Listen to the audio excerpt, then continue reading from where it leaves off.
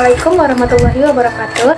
Perkenalkan, nama saya Tia Lestari dari kelas 11 Teknik 2. Di video kali ini saya akan menjelaskan bagaimana cara menghubungkan mikrotik ke WiFi menggunakan mode station, lalu membagi koneksi internetnya lewat Ether 2 dan Ether 3. Lalu setelah itu saya juga akan menambahkan DHCP, NAT, Q sampai pemblokiran website menggunakan layer 7 firewall. Karena semua kabel sudah terpasang, kita mulai dari login dulu supaya bisa mengatur router lewat inbox. Kita buka aplikasi inbox, lalu setelah itu kita ke menu wireless dan hidupkan WLAN 1. Menghidupkan WLAN 1 ini supaya router bisa menangkap internetnya dari WiFi yang ada di sekitar. Setelah itu, klik scan atau scanner di menu wireless untuk mencari WiFi.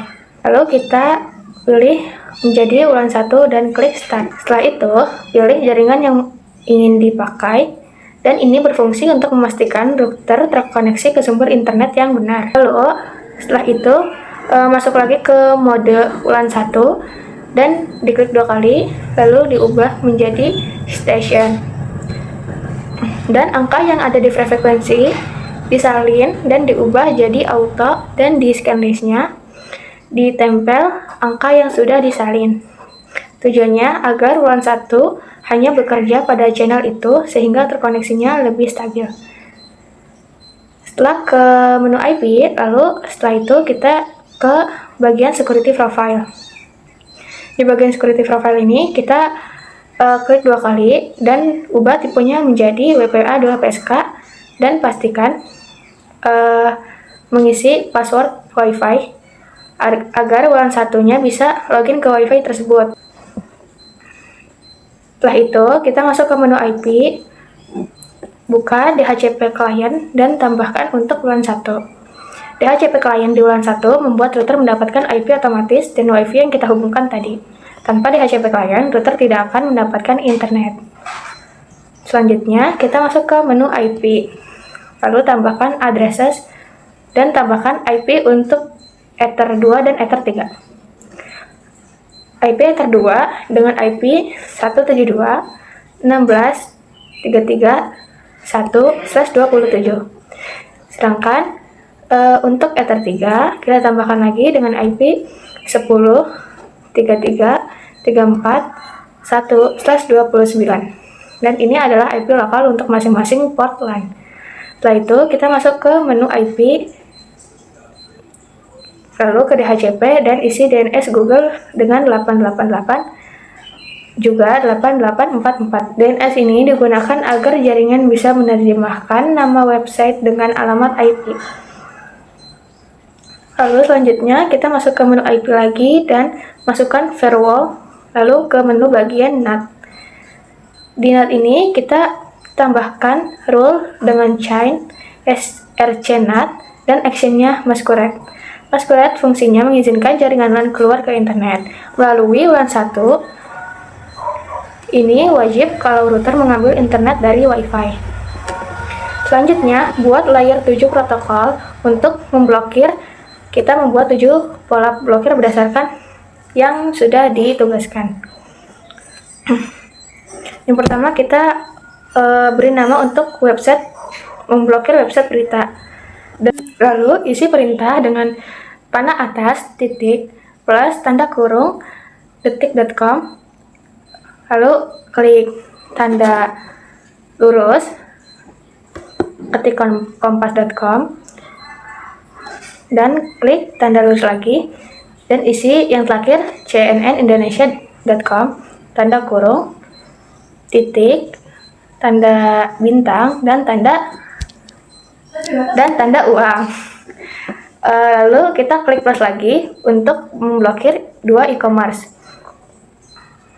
dengan perintah yang sama, lalu isi dengan shopee.com.id dan tokopedia.com. Setelah itu klik tanda plus lagi dan isi satu website pemerintah dengan perintah yang sama. Di sini saya menambahkan kominfo.go.id. Dan layer 7 ini berfungsi mendeteksi pola alamat website berdasarkan teks atau URL.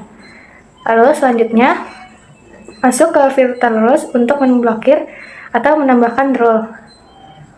Lalu kita setting untuk generalnya ini di menu src address, isi IP dengan Ether 3, yang artinya diblokir hanya pengguna jaringan Ether 3. Lalu di advanced-nya ini pilih yang layer 7 yang tadi dibuat. Di bagian actionnya pilih drop. Lalu tambahkan sampai 3 kali di menu filter rules dengan advance yang tadi kita sudah buat. Setelah itu kita masuk ke menu queue untuk pembagian bandwidth. Dan di sini kita juga buat 2 queue. Untuk yang pertama kita pakai Ether 2 dan kita isi maksimal limitnya dengan 10 M uploadnya dan 3 M untuk downloadnya. Untuk Ether 3 kita masukkan max limitnya itu di bagian upload 2 M dan downloadnya 2 M. Tujuannya agar kedua port LAN mendapatkan bandwidth sesuai kebutuhan. Selanjutnya, kita masuk ke menu New Terminal dan lakukan ping. Ketik N dan Ctrl C, lalu ping google.com untuk memastikan internet berjalan. Kalau sudah begini, berarti sudah berhasil. Dan masuk ke menu IP, masuk ke menu DHCP server dan buat DHCP khusus untuk Ether 3. Sebelum masuk ke menu DHCP server ini, ganti colokan LAN port 2 ke port 3 agar laptop atau HP yang dicolok ke Ether 3 mendapatkan IP otomatis tanpa harus setting manual di Network and Sharing Center. Lalu masuk ke menu IP dan klik user dan masukkan namanya bebas dan ubah juga grupnya menjadi full. Juga isi passwordnya sesuai yang kita mau.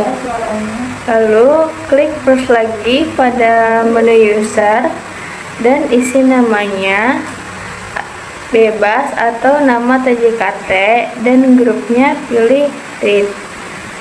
Lalu setelah itu ke menu IP lagi dan pilih SNTP client.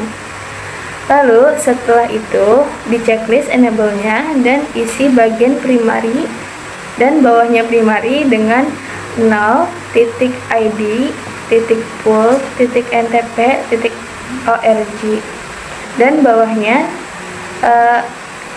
ketik 1.id.pool.ntp.org. Lalu selanjutnya kita tes di Google Chrome yang sudah kita blokir tadi. Lalu kita setelah buka Google Chrome ke titik 3 yang ada di atas, lalu kita buka yang menu Ignito. Kenapa Ignito? Karena cache tidak tersimpan, jadi hasil blokir akan lebih akurat. Kalau sudah dicek dan hasilnya tidak muncul, berarti pemblokiran sudah berhasil. Setelah itu kita cek speed test untuk memastikan queue yang dibuat benar-benar bekerja. Demikian keseluruhan proses konfigurasi yang telah saya selesaikan dan saya jelaskan. Semoga langkah-langkahnya dapat dipahami dengan jelas dan memberikan gambaran yang utuh dan bermanfaat. Terima kasih yang telah mengikuti dan menyimak hingga akhir. Wassalamualaikum warahmatullahi wabarakatuh.